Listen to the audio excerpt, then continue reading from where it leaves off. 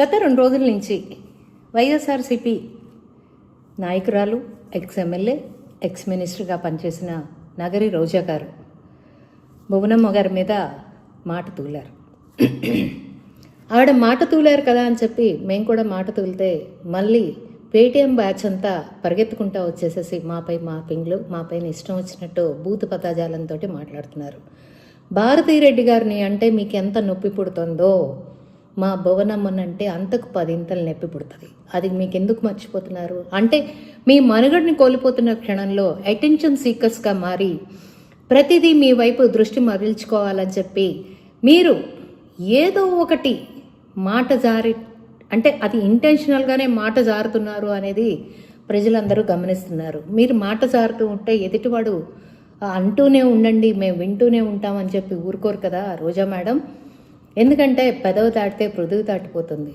మనం పెదవి దాటి ఒక మాట మాట్లాడామంటే ఎదుటి వాళ్ళు భూమండలాలనే దాటి మాట్లాడతారు, ఇష్టం వచ్చినట్టు మాట్లాడతారు. నువ్వు ఎల్ భాష వాడితే తిరిగి నీ మీద ఎల్ భాష వాడటం పెద్దగా ఆలోచించాల్సిన అవసరం కూడా లేదనుకుంటా. మాట అనటం అనిపించుకోవటం మీకు అలవాటైపోయింది. ఎందుకంటే మీకు మనుగడ కావాలి. ఏదో పోరాడుతున్నట్టు పోరాడకుండా మాటలు మాట్లాడుతూ తూలుతూ భువనమ్మని, లోకేష్ గారిని, నారా చంద్రబాబు నాయుడు గారిని మీకు సబ్జెక్ట్తో పని లేదు, రాష్ట్ర అభివృద్ధితో పని లేదు.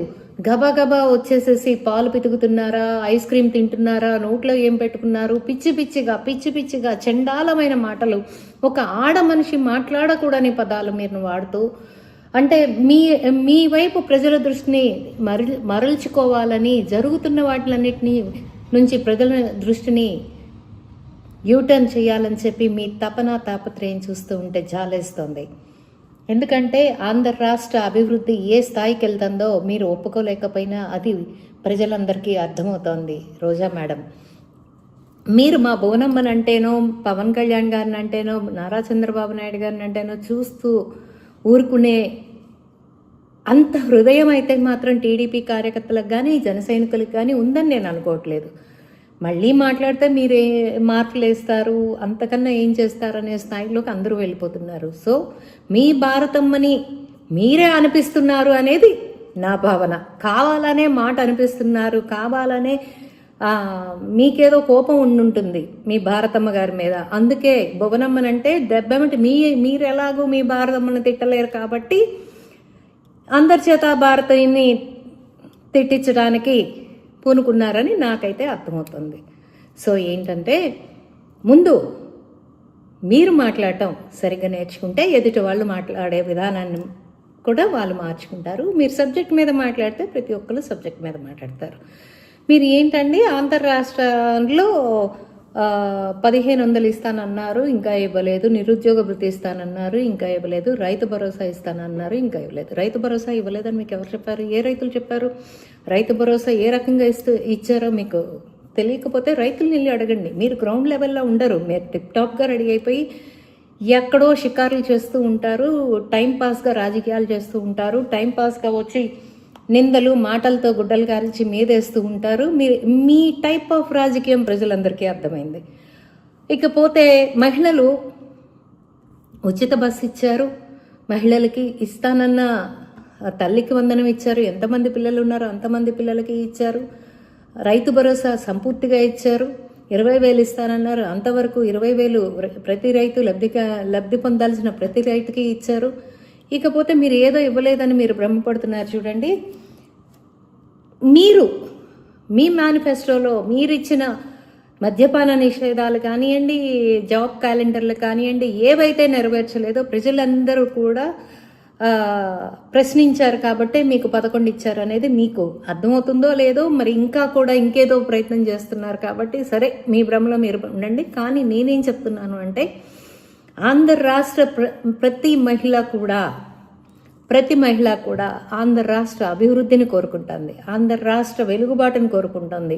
అప్పులు చేసి వాళ్ళకి ఇవ్వాలని కోరుకోవట్లేదు. వాళ్ళకి చంద్రబాబు నాయుడు గారు మాట ఇచ్చిన కొద్దీ ప్రతిదీ నిలబెట్టుకున్నారనేది ప్రతి మహిళ గమనించుకుంటుంది. సో ఏంటంటే ఎందుకు చెప్తున్నాను అంటే పెన్షన్ 4,000 ఇస్తానన్నారు, 4,000 ఇచ్చారు. వికలాంగుల పెన్షన్ 6,000 ఇస్తానన్నారు, 6,000 ఇచ్చారు. 15,000 ఇస్తానన్న వాళ్ళకి 15,000 ఇచ్చారు. ఉచిత బస్సు ప్రయాణం ఇస్తానన్నారు, ఉచిత బస్సు ప్రయాణం ఇచ్చారు. రైతు భరోసా ఇస్తానన్నారు, రైతు భరోసాని ఇచ్చారు, కల్పించారు. వీటన్నిటితో పాటు విద్యార్థులు కూడా మీరు ఏదో అంటారన్నారు కదా, నిరుద్యోగ భృతి ఇస్తానన్నారు, ఇవ్వలేదని. ప్రతి నిరుద్యోగస్తుడు కూడా మాకు నిరుద్యోగ భృతి కాదు, మాకు జాబ్ క్యాలెండర్లు కావాలి, మాకు రాష్ట్ర అభివృద్ధి కావాలని కోరుకుంటున్న తరుణంలో డెఫినెట్గా అదే బాటలో నారా చంద్రబాబు నాయుడు గారు, లోకేష్ గారు వాళ్ళ కష్టాన్ని తీసుకెళ్తూ ఉన్నారు. ఎందుకంటే దాంట్లో నిదర్శనంగానే మనకి అమరావతిలో క్వాంటమ్ వ్యాలీ కానివ్వండి, వైజాగ్లో గూగుల్ డేటా సెంటర్ కానివ్వండి, ఇప్పుడు ఉత్తరాదిన స్టీల్ ప్లాంట్ కానివ్వండి, ఇవన్నీ కూడా ఉద్యోగాలు ఎలా కల్పించాలి, ఆంధ్ర రాష్ట్రానికి ఆదాయాన్ని ఎలా తీసుకురావాలి, ఆంధ్ర రాష్ట్ర అభివృద్ధిని ఎలా చేయాలి, ఆంధ్ర రాష్ట్రానికి జీవితం ఎలా ఇవ్వాలి అని నారా చంద్రబాబు నాయుడు గారు, లోకేష్ గారు, పవన్ కళ్యాణ్ గారు, కూటమి ప్రభుత్వం అదే పందాలో అడుగులేసుకుంటూ అమరావతిని అభివృద్ధి పరుచుకుంటూ రోడ్లు వేసుకుంటూ ఒక పక్కన పోలవరాన్ని పూర్తి చేసుకుంటూ అన్ని కార్యక్రమాల్ని సంపూర్ణంగా చేసుకుంటూ వెళ్తున్న తరుణంలో మీరు దాన్ని ఒప్పుకోలేక, జీర్ణించుకోలేక మీ ఇష్టం వచ్చినట్టు భువనమ్మని అంటున్నారు.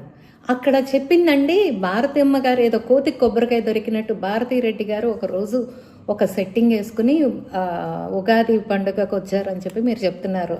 నిజంగా మీరు వెంకటేశ్వర స్వామిని పూజించే వాళ్ళైతే రోజా గారు మీ గుండె మీద చెయ్యేసుకు చెప్పండి, ఆవిడ మనస్ఫూర్తిగా అక్కడ పూజలో పాల్గొన్నారా?